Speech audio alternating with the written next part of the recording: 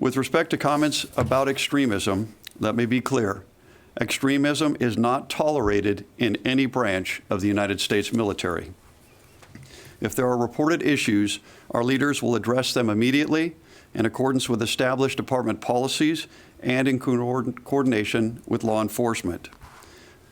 With just one more podium. So we'll go first to Lita, AP.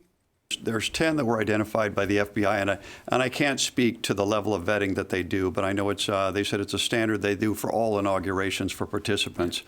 With the other 2, they're separate from those 10 for a total of 12. One was identified by the chain of command, and another one was identified through anonymous reporting.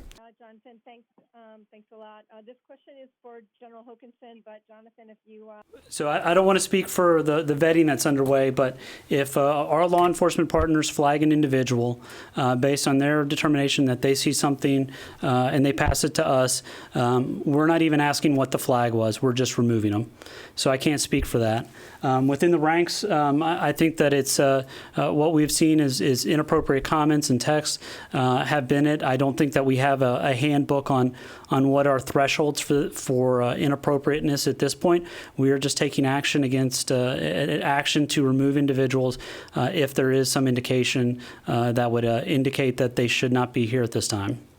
12 were removed because you have concerns of ties to extremists. You know, we're a close-knit organization, and we keep an eye on each other. And if anything doesn't seem right, as Jonthan mentioned, if we see something, we're going to go ahead and report it. Did those individuals come to Washington and were sent home, or they were not allowed to come to Washington? In those cases, they were both here in Washington and are being sent home. We're not going to get into what the comments and texts were, other than to say that they were inappropriate and they rose to the level that in one case the chain of command flagged them and made a determination to remove them, and in the other case that there was as General Hokanson mentioned, a comment posted a comment provided over a tip line that when their chain of command was made aware of it, they decided to remove them. But we're not going to get into the specifics of what the comments were right now. There'll be time for that.